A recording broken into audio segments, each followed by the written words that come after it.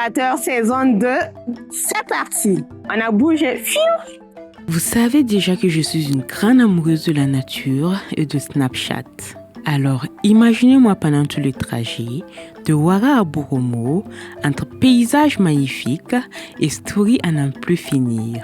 À peine arrivé à Boromo, direction Chokwassa, le vendeur de viande de mouton. En vrai, j'aurais préféré le porc. Mais comme le dit un adage, à défaut de la mer, on tête la grande mer. Impossible de repartir sans payer mon fameux mouton, celui dont lui seul a le secret. Et là, me voici en train de savourer. Trop bon. Franchement, rien ne vaut ces moments simples entre voyage, bonne nourriture et plaisir partagé. Après Boromo, me voici déjà à Sia. Pas de temps à perdre là-bas. Le chemin est encore long avant d'atteindre notre destination du jour. Entre fatigue et excitation, je profite quand même du voyage parce que chaque étape a sa particularité.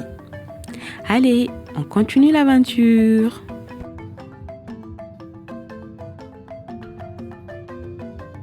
Salut à toutes et à tous et surtout bon retour dans l'univers des agri-explorateurs. Après une première saison riche en découvertes, en rencontres et en histoires inspirantes à travers le Burkina Faso, nous sommes très heureux de vous retrouver pour une saison encore plus ambitieuse, encore plus proche de nos producteurs et de nos entrepreneurs locaux. Pour cette saison, notre mission reste la même. Mettre en lumière les acteurs du monde agricole, valoriser le savoir-faire local et vous faire découvrir ces hommes et ces femmes qui travaillent chaque jour pour nourrir nos communautés. Et pour lancer cette nouvelle aventure, nous posons nos valises dans la belle ville de Niangoloko. Ici, entre passion, innovation et résilience, nous allons à la rencontre d'entreprises locales qui transforment, produisent et inspirent. Des histoires vraies, des parcours authentiques et surtout beaucoup de découvertes à partager avec vous. Alors, dites-moi, est-ce que je vous ai manqué mes agri-love? En tout cas, moi oui, et je suis prête à vous embarquer encore plus loin dans cette aventure exceptionnelle. Les agri-explorateurs, c'est reparti!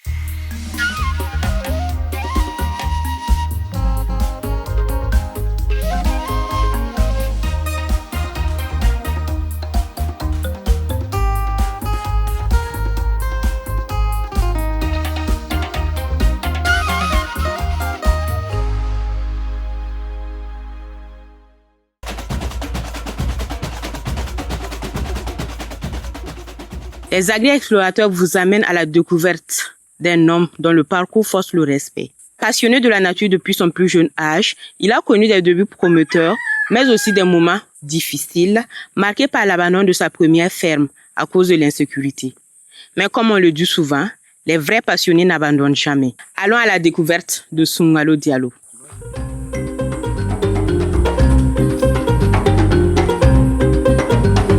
Bonjour. C'est un peu précaire. Il n'y a pas de souci. Voilà. Comme c'est chaud les peuls, on comprend. Bon, merci de m'apporter mon chapeau alors. Alors, le peul, comment ça va ici? Tout va bien par la grâce de Dieu. Vous avez sûrement déjà remarqué que je taquine Monsieur Diallo et ça commence dès l'entame. Surtout, ne reproduisez pas sa chevouille, hein? Bon, je vous explique. Lui, il est Peul. Moi, je suis Bobo. Et chez nous au Burkina Faso, nos ethnies sont liées par ce qu'on appelle la parenté à plaisanterie. Donc oui, j'ai officiellement le droit de le charrier sans modération. Maintenant, vous comprenez mieux, hein? Haya. Ok, ici à la Haute-Allée, nous sommes un peu polyvalents.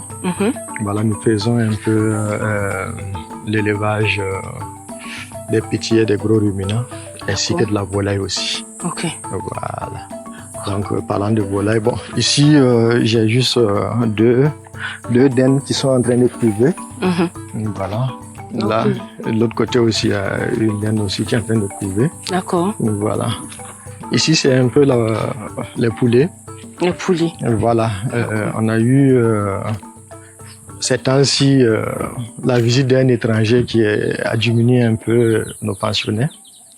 Voilà, il y a eu un serpent qui était là et qui nous a un peu fatigués. D'accord. Voilà. Oh là là. Heureusement, bon, on l'a eu avant-hier. Dieu merci. Nous avons fait une soupe aussi. Heureusement pour vous et malheureusement pour lui.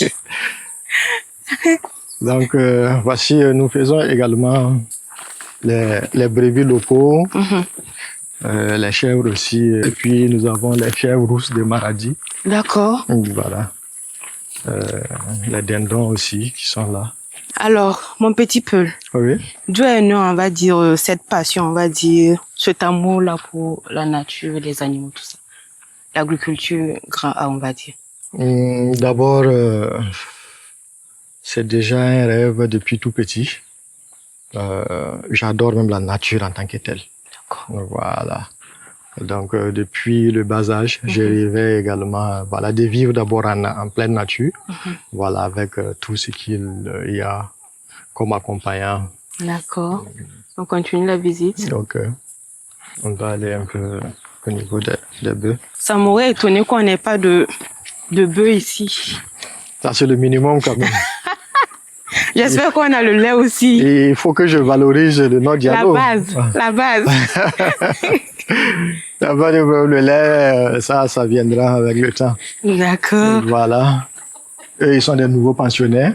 Est-ce que vous rencontrez des difficultés? De manière générale, c'est d'abord la maîtrise de l'eau. C'est ça qui est la base de tout.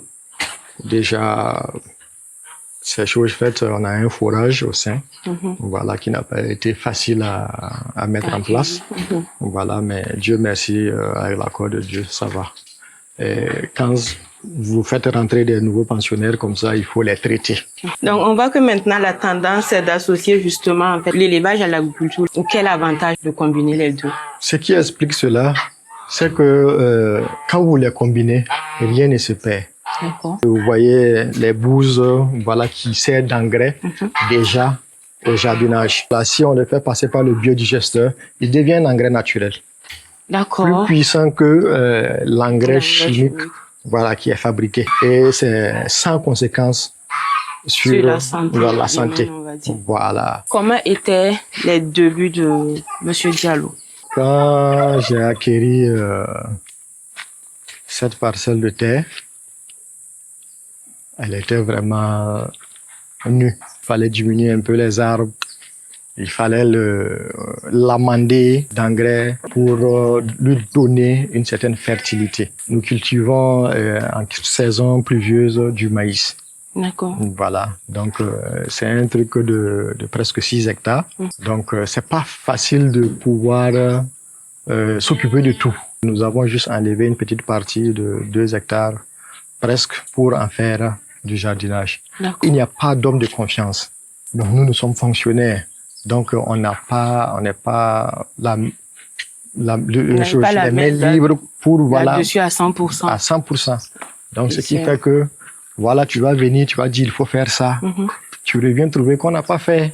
Comme qu'on n'est jamais mieux servi que par soi-même. Soi-même, c'est ça. Nous faisons également un peu l'apiculture. Heureusement pour moi. Comme si je savais, je n'ai pas mis de parfum. Ah bon? Bah ouais. Bon, ils vont te parfumer alors.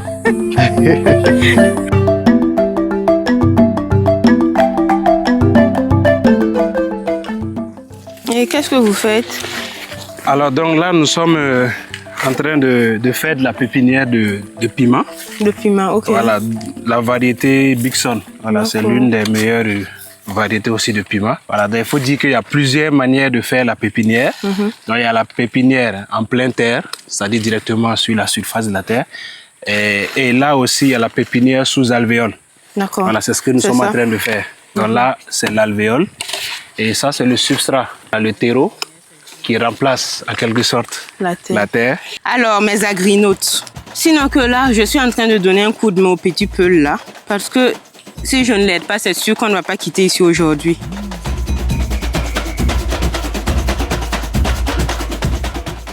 Boukari Nyampa, un attaché d'éducation à la retraite, s'est reconverti avec passion dans le domaine de la pisciculture. Je vous amène avec moi pour découvrir son histoire.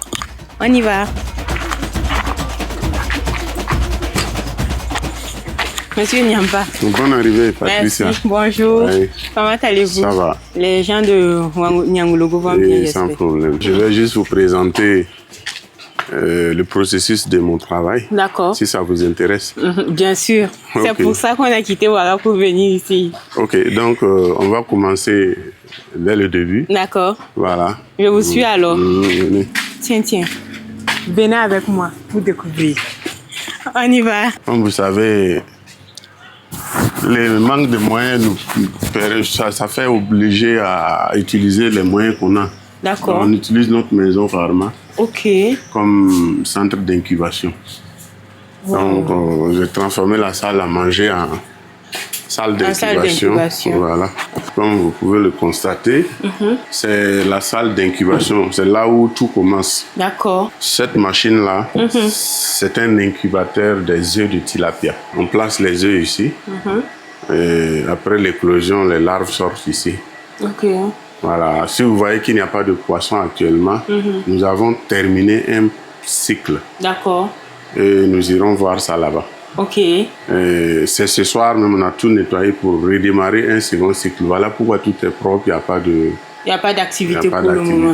Mais ça commence à partir de 19h. Ok, d'accord. Ça, c'est leur aliment. D'accord. Voilà. Là, c'est la salle d'incubation des cellules. Ah, les cellules. Voilà. D'accord, vous faites les deux variétés. Voilà, je fais les deux. Voilà. Une fois on obtient les larves ici, on les emmène dans la salle d'inversion hormonale. Et qu'est-ce qui se passe là-bas? Puisque en élevage de tilapia, on grossit les mâles, on ne grossit pas les femelles. Pourquoi ça? Les femelles ne grossissent pas bien. Donc si tu grossis les femelles, bon, tu ne peux pas t'en sortir. Voilà pourquoi on utilise ces bacs-là pour inverser les sexes. D'accord. Pourquoi ces bacs? Parce qu'ils n'ont pas la possibilité de manger autre nourriture que la nourriture hormonée. Et quand ils mangent ça, au bout de 21 jours, ils deviennent tous mâles. Non, les cellules, non, là, il n'y a pas d'inversion. Les cellules... Qu'ils soient mâles ou femelles, il n'y a pas de souci avec les cellules. On a quelques-uns même qui sont là. Tout le processus est là-bas. On a au moins 50 000 alevins là-bas. Waouh! J'ai hâte d'aller découvrir ça et de faire découvrir mes agrinautes.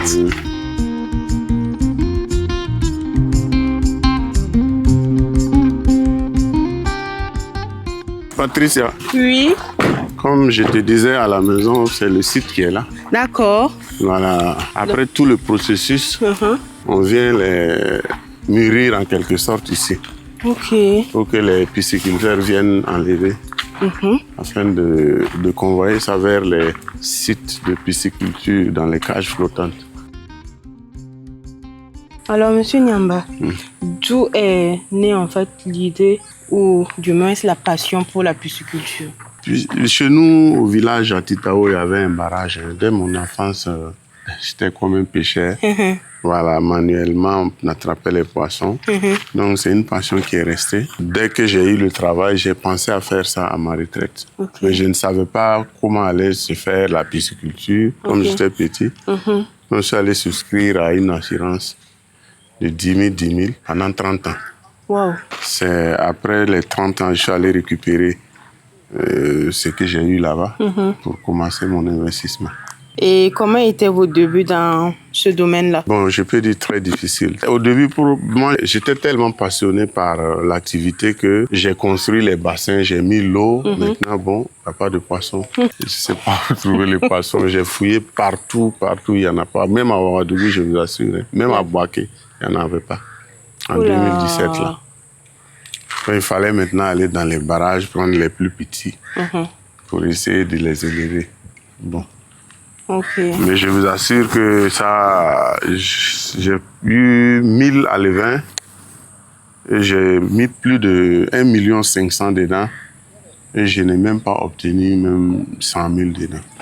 Tout a été une perte parce qu'il n'y avait pas la connaissance et il n'y avait pas la bonne qualité d'alevin, la nourriture, on achetait mais les alevins ne grossissaient pas. Bon, c'est un choc qui aurait pu arrêter mon ambition. Mais j'ai tenu quand même. Voilà le résultat aujourd'hui. Comme on le dit en fait, quand on est passionné, rien ne nous arrête en fait. Ok, mais on voit que vous avez en fait su vous relever et repartir de plus belle. Ça c'est la preuve en fait Et est-ce qu'on peut dire que le métier la nourrit son âme? Maintenant, oui. Avec l'offensive, oui. Absolument. Et avant? Avant, c'était juste la passion, oui. Sinon, il n'y a rien à gagner dedans. Voilà, mais D'accord. avec l'offensive, hein, non, je vous assure que c'est pas mal. Quand on sait en fait que la tendance du gouvernement actuel, c'est de promouvoir justement tout ce qui est agriculture avec grand A, qu'est-ce que vous en pensez, honnêtement? Absolument. Moi, je pense que c'est notre issue ultime. Hein.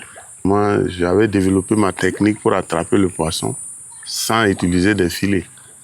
Donc, tout le monde m'appréciait, qu'il est fort, il attrape le poisson. Bon, ça m'a un peu donné envie d'être encore dans ce domaine-là. Et je me suis fixé pour but de faire ça à ma retraite. Aujourd'hui, vous êtes une référence dans le domaine de la pisciculture à Niangoloko.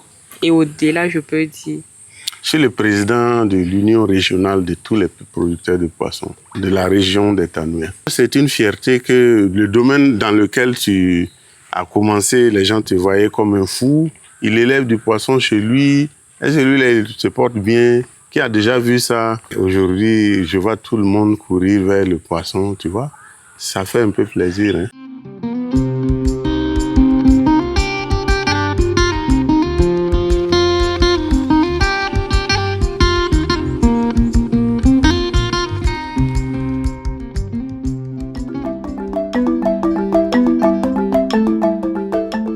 Créé en 2019, Agrinorm SARL a vu le jour grâce à la vision de Mohamed Salif Ouedraogo, jeune entrepreneur burkinabé, distingué parmi les lauréats de la fondation Tony Elumelu.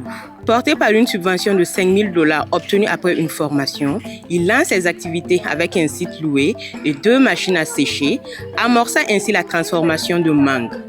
Aujourd'hui, l'entreprise a franchi un cap avec 3 sites de production et une capacité estimée à 90 tonnes de mangue séchée par saison. Allons à la découverte de l'homme. Monsieur Ouedraogo. Oui. Bonjour, Patricia Koulibaly. Ouedraogo Mohamed Salif. Enchanté. Merci. Alors, nous sommes là en fait pour visiter votre entreprise. D'accord, soyez les bienvenus. Merci beaucoup. Merci bien. Il faut dire qu'on est en train de commencer timidement la campagne mangue. Voilà, c'est la réception de la matière première. D'accord. Les femmes sont arrivées. Ok. Donc ici, on a le camion qui est arrivé et puis les femmes qui sont en train de réceptionner. Et lors de la réception, elles font le tri entre les mangues immatures, les mangues blessées et les mangues tombées et qui ont eu quand même un choc. Et on va un peu visiter. Donc, on peut aller avec les chaussures, on enlève. Donc on peut les enlever. D'accord. C'est une autre équipe uniquement pour faire le lavage. D'accord. Voilà, pour laver, déposer. Et dès qu'elles finissent de laver, ça rentre par ces fenêtres. Commencer maintenant à faire le pluchage. D'accord. Donc chaque femme a son rôle, on va dire. Oui, oui. Voilà, donc vous voyez comment c'est fait. Oui. Voilà, donc on a l'équipe de pluchage qui est à l'intérieur. Donc ça fait que ici la mangue, il n'y a pas de contact en tant que tel entre le personnel dehors et le personnel à l'intérieur. Donc nous-mêmes, avant qu'on ne rentre, on va passer à la vestiaire pour se changer avant maintenant de rentrer à l'unité de transformation. Ok. Voilà. Alors, mes Aguilov, là, j'ai mis ma blouse et je vais échanger mon chapeau d'exploratrice contre cette Charlotte-là. Aussi, mon sac d'exploratrice parce que je ne peux pas aller en salle de production avec pour ne pas contaminer les mangues. Et mon micro aussi, je vais le laisser là. On y va. On va se laver les mains avant maintenant de pouvoir avoir accès à la salle de pluchage. D'accord. Voilà, merci. Quand la mangue arrive ici, c'est déjà lavé. C'est bien propre pour éplucher. Et là, rapidement, nous utilisons ici, vous voyez, avec l'eau, nous utilisons des tables inox qui ne contaminent plus la mangue et qui est recommandée au fait dans nos systèmes alimentaires en termes de qualité et d'hygiène. Voilà.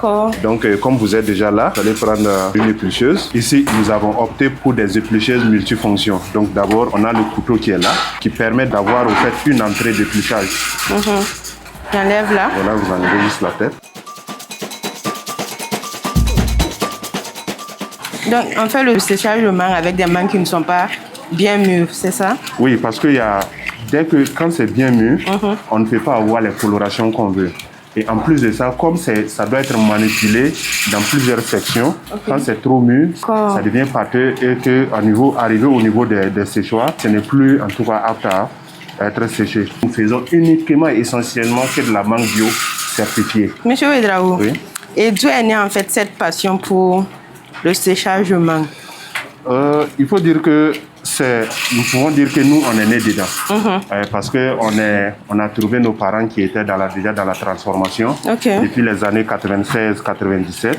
Et nous avons commencé avec Agrinorm en 2019 avec 2 séchoirs et demi. Aujourd'hui, je pense que en tout cas, les choses nous ont souri. Agrinorm compte autour de 20 séchoirs aujourd'hui.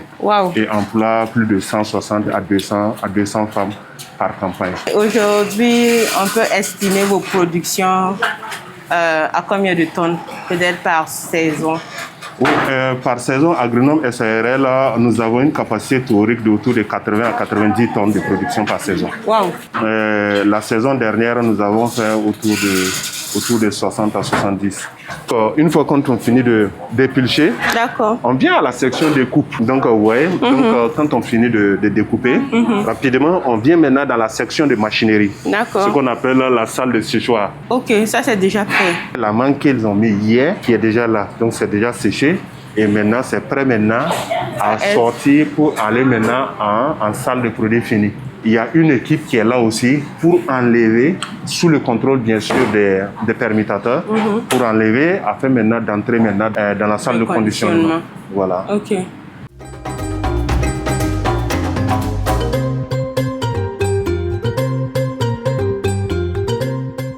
An bɛ se k'a fɔ an y'a daminɛ ɲinan y'a san 9 mais san 1 an ma baara kɛ an dun kɔni fɛ nafa caman lo baara an ye sara ta an bɛ ko caman kɛ n'a ye an bɛ se k'an ɲɛnafɛnw san dɔw bɛ vélo san dɔw bɛ fani san dɔw bɛ tasa san donc an kɔni b'a kɛra an kɔni k'a nafa ye donc n'a sera an tɛ fɛ ka tolon kɛ n'a baara ye. Est-ce qu'on peut goûter?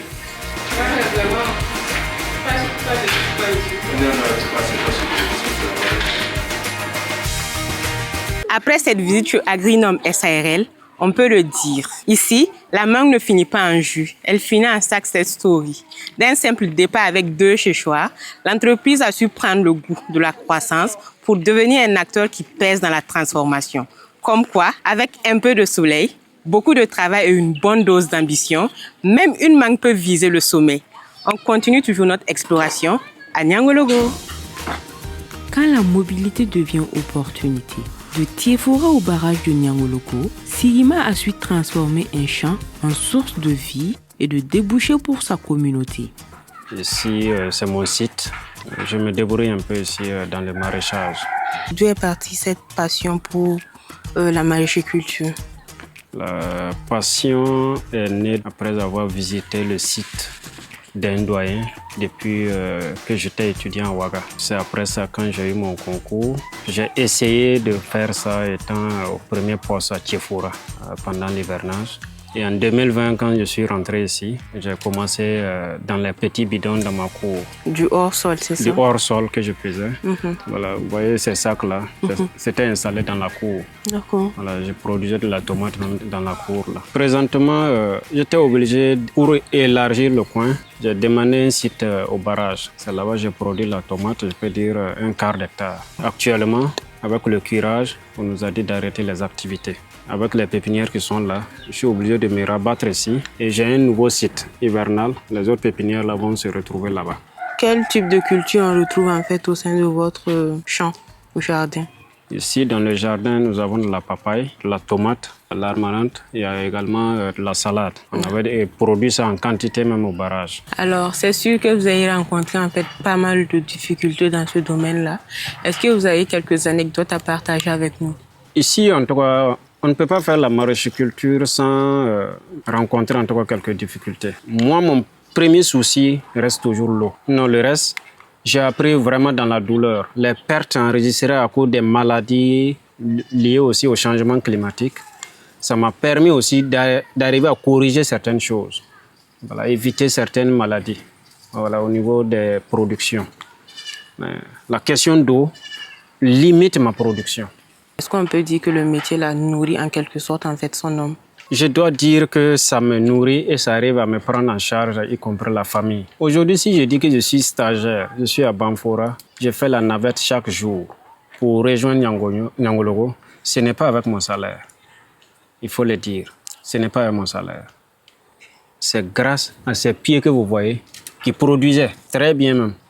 Et ces feuilles que vous voyez, et la tomate, même si le marché n'était pas bon, en tout cas, on rend grâce à Dieu. On rend grâce à Dieu. Après cette magnifique exploration, il était temps de s'accorder une petite parenthèse de douceur. Je suis donc allée me reconnecter aux racines de la région des Taïwan avec son incontournable vin de palme. Un pur délice naturel. Regardez-moi ces images. Pour le goût, je vous laisse imaginer. C'est un secret que je garde jalousement.